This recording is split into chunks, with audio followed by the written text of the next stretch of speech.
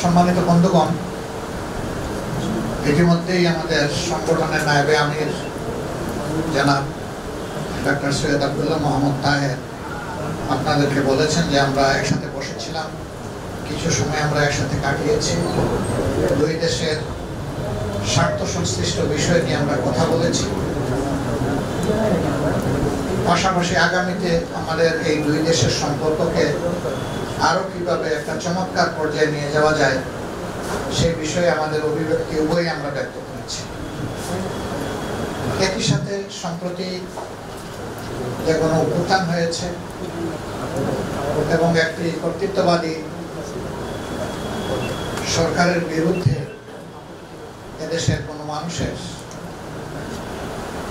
যে লড়াই ছিল 15.5 বছর ধরে চলে আসছিল, সেই লড়াইয়ের পরিসমাপ্তি করবে আমাদের দেশের ছাত্র তরুণ যুব সমাজ কোটা সংস্কারের দাবিতে যে আন্দোলন গড়ে উঠেছিল, সেই আন্দোলনকে দমানোর জন্য সরকার যে কুৎসিত পথ অনুসরণ করেছিল, সেই পথের কারণেই অসংখ্য জীবনের বিনিময়ে, হাজারো মানুষের ত্যাগের বিনিময়ে, দেশে প্রবাসে একই সাথে লড়াইয়ের বিনিময়ে এই জাতি সাময়িকভাবে মুক্তি পেয়েছে।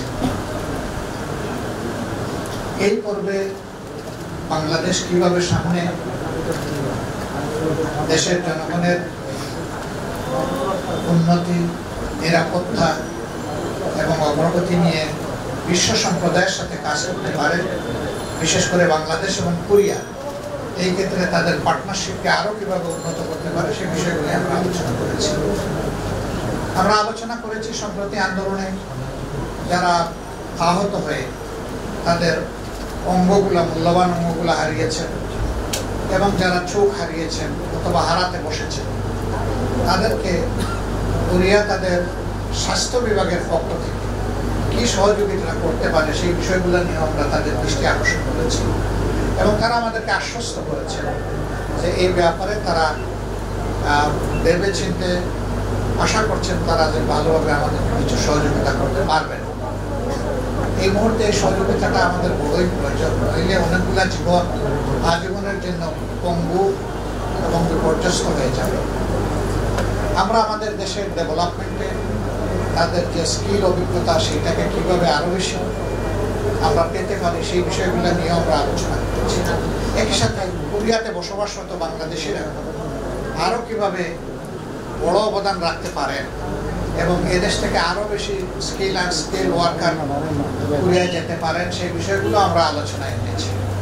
আমাদের আলোচনা অত্যন্ত চমৎকার হয়েছে, সন্তোষজনক হয়েছে, আমরা আশ্বস্ত হয়েছি। তাদেরও কিছু কথা ছিল, সেগুলো আমরা মনোযোগ দিয়ে শুনেছি এবং সেই জায়গাগুলো আমরা পরিষ্কার করার চেষ্টা করেছি। আমাদের মনে হয়েছে যে তারা পুরোপুরি কনভিন্সড হয়েছে আমাদের কথায় এবং আমাদের সমাজ প্রেক্ষাপট সম্পর্কে আমাদের কাছ থেকে তারা একটা স্পষ্ট ধারণা পেয়েছে। তো আমরা আবারও আমাদের দেশে কোরিয়ার যে মাননীয় রাষ্ট্রদূত আছেন তাকে আমরা আমাদের অন্তরের অন্তঃস্থল থেকে আমরা কৃতজ্ঞতা জানাচ্ছি। 15.5 বছর আমাদের উপর তাণ্ডব চলার পরে এই অফিস খুলে বসেছি আমরা মাত্র 2 মাস। এই অবস্থায় তারা আমাদেরকে দেখতে এসে আমাদেরকে সম্মানিত করেছেন, এই জন্য আমরা তাদের কাছে কৃতজ্ঞ, আমরা ধন্যবাদ জানাই।